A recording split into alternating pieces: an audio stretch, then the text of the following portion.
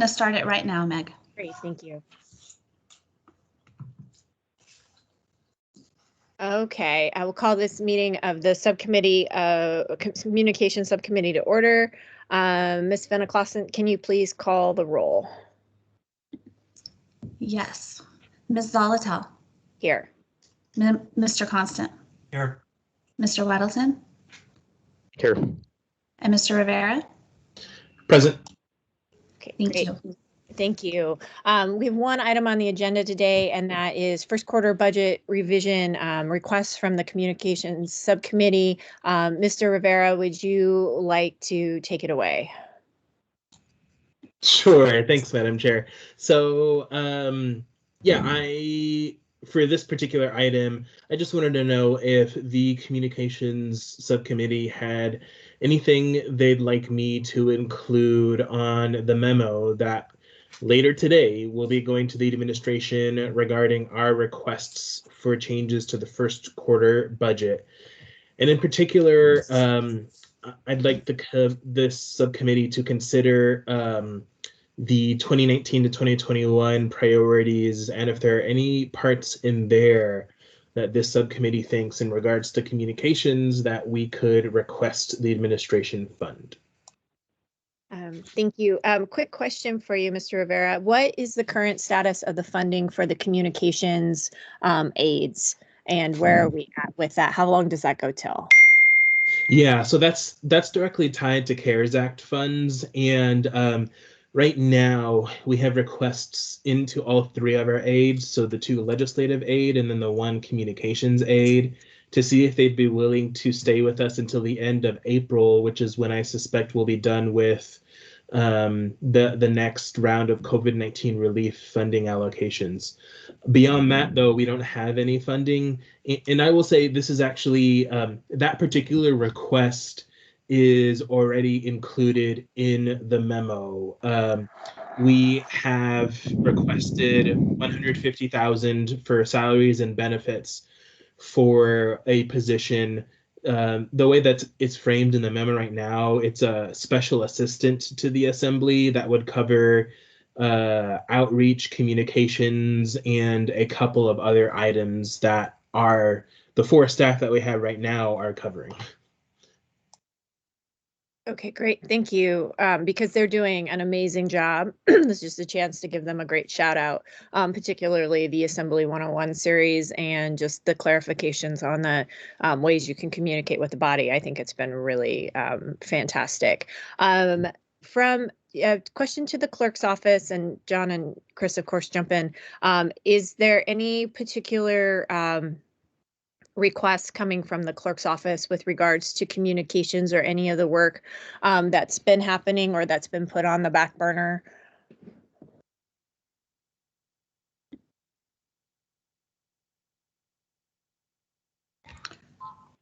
Barbara, do you want to take that, or do you want me to try to answer? Go ahead, Jennifer. I can help, but why don't you give it a shot? So Meg, if I understand your question, you're asking if there are any funding requests from the clerk's office for this item. Is that correct? As it relates to communications, yes, you've been working closely with our current team. So I didn't know if there were any outstanding requests that have just been backburnered or anything that's going to be ending due to a lack of funding. We don't have any specific requests then as far as funding. I know that Barbara has been working with the aides more recently to see if they would put together a video regarding elections. And that is tied to COVID because, of course, the election center isn't open in the same way that has been in past years. So that's the one outstanding item that I know about. The one I can think of is there anything outstanding with regard to the ambassador program for in chambers, especially as we may start seeing more people join us as COVID starts to wind down? Yeah, I think that the aides have been really wonderful in helping get that rolling, and we'll need to explore if we want to try to bring in volunteers to pick that up. That had been something we had talked about before, but we don't have staff members to do it. And of course, it's wonderful to have the aides and staff members there because they're just very reliable, knowledgeable. So if we wanted to staff it, that could be one thing we could use funding for, or we can explore the idea of bringing in some volunteer groups to try to help with the ambassador program once the aides are no longer with us. Great, thank you. I was just pulling up our short-term goals for communications just to refresh memories. Full-time, the short-term goal was hire a full-time public engagement officer or consultant to do the following engagement activities: create, maintain scrolling agenda for the meetings, work on a newsletter. We've got that moving, social media outreach, fact sheet on various ordinances or topics as appropriate, press releases on agenda, town hall ordinances, the auto reply to the WWMAS email, that's been happening. Circulate the what's ahead to the FCC and utilize the FCC email list as a form of public communication outreach. Long-term goals: overhaul the website, an an electronic method for providing to community councils, applicants, and the public at large. So those are our goals. Chris, John, do you guys have anything or any thoughts of things that Felix or the chair should add to the memorandum? So I would jump in briefly, and I don't know if the administration is planning to budget for this, but Susie has been working on a revised website with a number of additional functions. And so from a communications perspective, we might also want to, Felix, you may want to also have a conversation with Susie in relationship to this, because that website update could be a very transformative functionality improvement.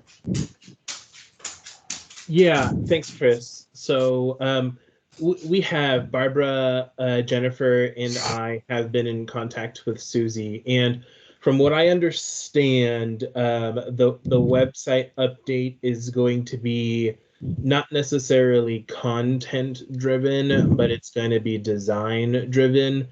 So it's going to be a really good refresh of what the assembly looks like, and not the assembly, excuse me, the website looks like, and hopefully makes it easier to get to places.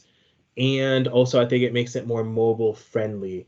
So in terms of what we are thinking, we are going to let that process go through, and then once that's done, and I forget how much money we allocated, but use the money that we allocated for our website redesign project to see if there's anything we wanted to change after they got through their process. But from what I understand, IT is really going to run the project sort of solo and independent. They're not really going to go to the departments to ask them for feedback on each of their websites.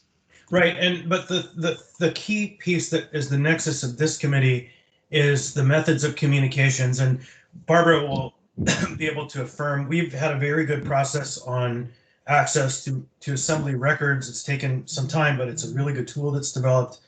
And I have long asked for a way to subscribe to content areas of the assembly. Like, I want to subscribe to notifications for meetings of the Community and Economic Development Committee, and where you can put in a thing and you will then get an email automatically sent to you that says, this committee meeting is happening at this time. Here's the agenda, here's the notice, whatever. And I'm interested in CEDC issues and health issues or homeless issues. I click these boxes and I get those notifications sent out. Some of that is not something that gets done on the content end, but is more something done in the design and development end. And so if we're going to achieve a better tool for people, it needs probably to be done earlier in the development phase than at the end when we want to come in and do a modification of the frameworks that were provided. Thanks. Yeah, Barbara, can you put it on our list to talk about this on Tuesday, please? Mind you, and that would be great. I've talked with Susie about this over the years. She may have it embedded in her process. It was up on their boards for approximately 2 years. So, but I just want to ensure that the communication platform is there for us. Okay, I will do that.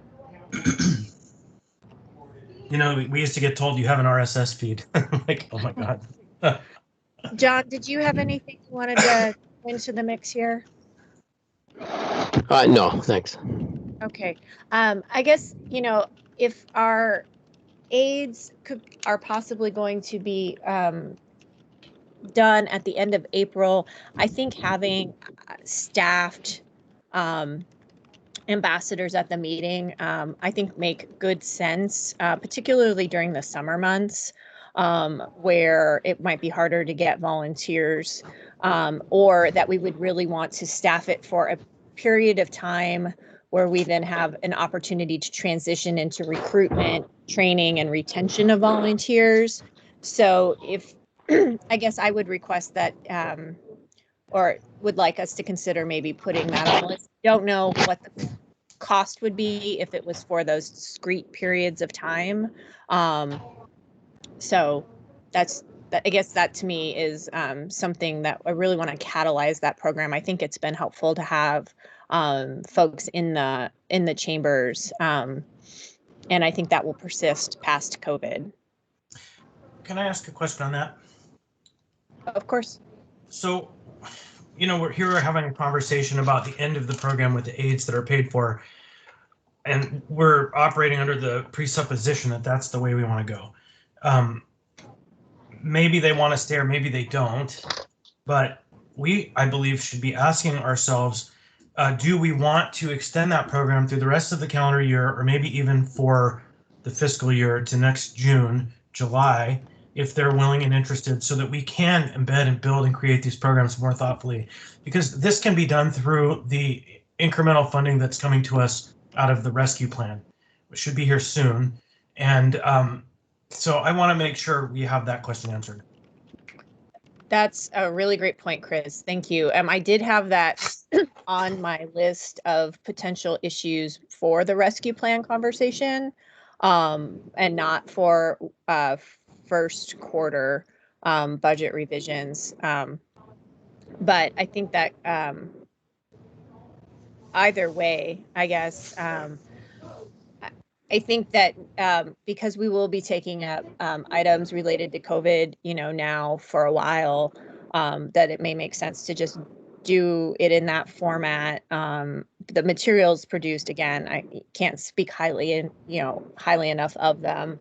And the fact that they're intimately acquainted with our process and in the chambers, I think is extremely helpful.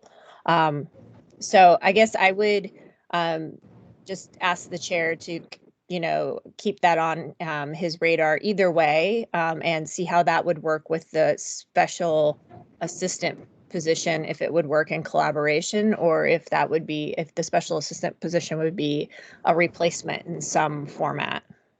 And it looks like Barbara has her hand up. Please go ahead, Barbara. I didn't see it. I apologize. Oh, no, that's fine. I just want to chime in on this topic. Obviously, you're right. The chair is going to help us make some of these decisions. But two thoughts that I have is, we have an election in April and an election in May, and we're also doing all of the COVID meetings, and so the clerk's office, we're tapped out on this. And so I would like to ask two things. Number one, could I ask Christy and Heather to start looking into institutionalizing the Navigator program? And we had talked about contacting OLE, the older learners, whatever that group stands for at UAA, and we do have a contact.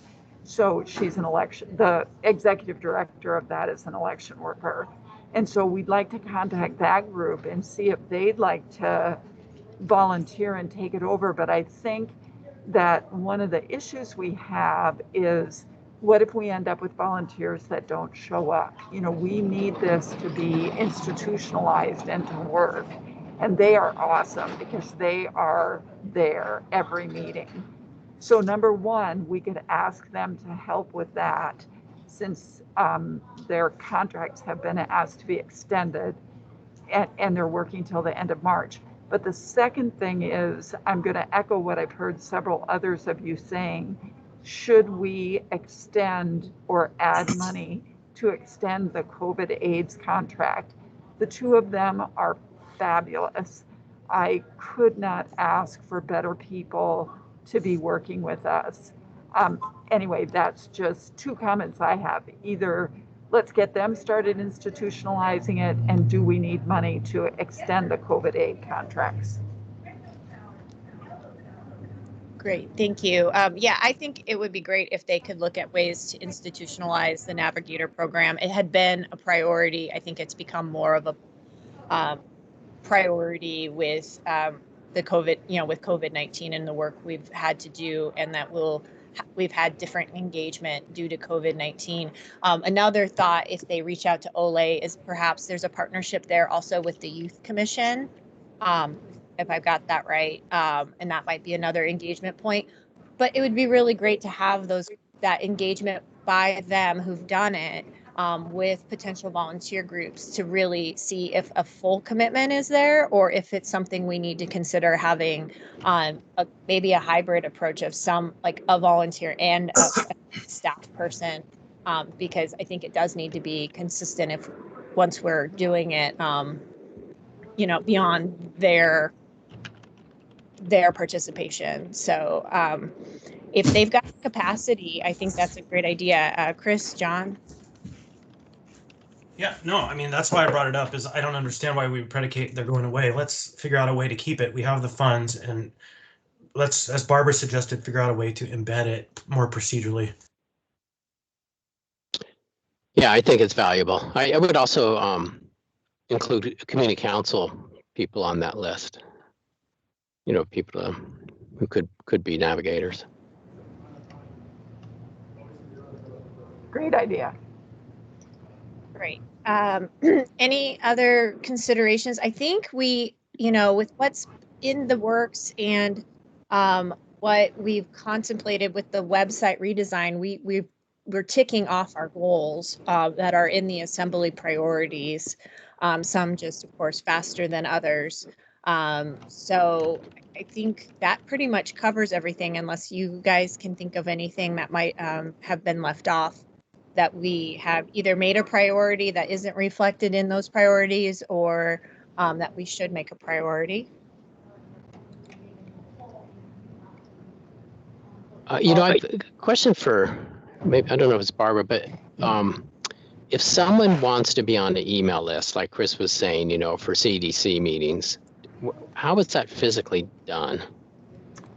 Well, John, they email or call the clerk's office, and then we have a document that is called contacts. So each committee has a list of members, emails. It has the list administration who likes to attend, and then it has others.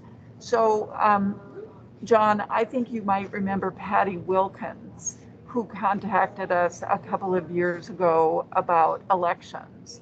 And she was concerned about the by-mail elections. And so I just added her to the Ethics and Elections committee list. So she gets the emails regarding the agenda and the Outlook notice for those meetings every time the Ethics and Elections Committee meets or an email goes out. She's on the contact list. But it's a manual process, and it's split up among the staffers in the clerk's office. It's not burdensome right now, but it's just not automated, as Chris is saying, and you have to know to contact the clerk's office to ask for that. John, can I add to that? Yeah. So ideally, when we get a system like this established and built, you will also be able to select legislative items, meaning anything that fits within a certain rubric and kind of code of little tags. that you would be notified. There's a public hearing coming on this item that is probably of interest to you because you've expressed interest. And so the potential ways of connecting to people using the tools that are now available out there are big. Not just getting notices of meetings, but actual moving legislation. Look at what the state legislature does. You can follow a bill and it will just automatically notify you when something comes up. Yeah, we should head that way, and I just, I look at Bosco's and a million other places use Constant Contact, and there's others similar, and you just make a category, and when they sign up for, emails, they get to choose what area of interest they want to hear about, and they enter their email address, they delete it when they're tired of it, and it's super easy to handle, and it's not expensive. I think I've got several thousand people on the Bosco's one, and we pay $40 a month or something like that. Well, and that's what the chair had Northwest Strategies do with the newsletters. There's an easy way to subscribe. There's a subscribe button. So I think we're talking about doing something like that, but more broadly. Yeah, that's important.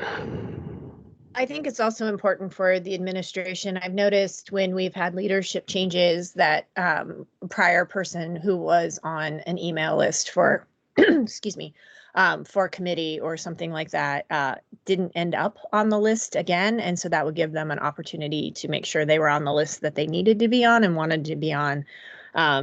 So, because it's caused a bit of scrambling for committees I've seen. So, okay. Anything else with regard to 1 quarter budget revisions around communications? Oh, sorry. The communications aides did send something that I think is important for us to address really quickly. I don't know if you saw the email sent at 7:07 this morning. Just they want to start planning.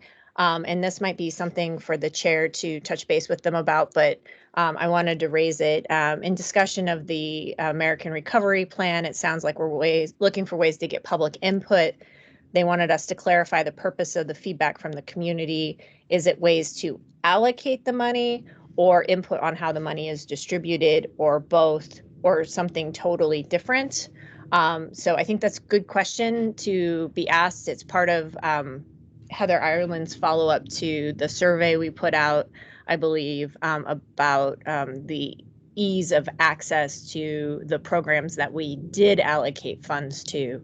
So just flagging that for everyone, that the email came through. And Felix, I presume that you will be in touch with them about that and let us know if you need something from us. Yeah, thanks. I did respond to them earlier this morning, and but if you all have any thoughts on it, feel free to respond and let them know. Great, thank you. All right, anything else for the good of the order in terms of communications issues in this 1 quarter budget period time, or with regards to the American Recovery Act, or CARES Act 2, as I saw it called, coming up?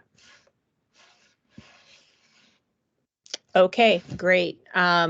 So we have time for audience participation. Do we have someone from the public who would like to participate?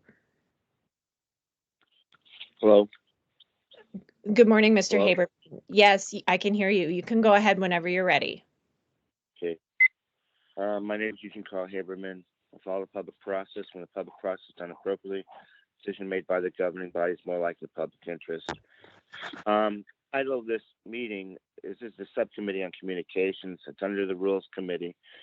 But if you go to the Rules Committee sidebar for the meetings, there's no reference to that. But if you go to the main notice page for public notices, you'll see the announcement of the meeting. You'll see there'll be an agenda, and it's there for the public notice page. But the fact is, those public notice pages have an expiration date that within approximately a day after a given meeting, those notices no longer exist in that area. And the end result is I am concerned it's more of a scattered situation. Once you start the committee meetings and create these websites and so forth, it's very much scattered, and it's not put out in a timely way so that the public can connect with. You've heard me speak frequently over time and many times where the information is not on the website for your meetings. It hasn't been put up, and then it's put up, and then it's promised to put up after the meeting. But the fact is, when you have a communications committee, the fact is this communicating with the public means you put the information way in advance, way before the meeting starts, so the public has aware of what it's all about and has a chance to say, well, I want to participate, I want to listen, and so forth. But it's becoming more and more chaotic.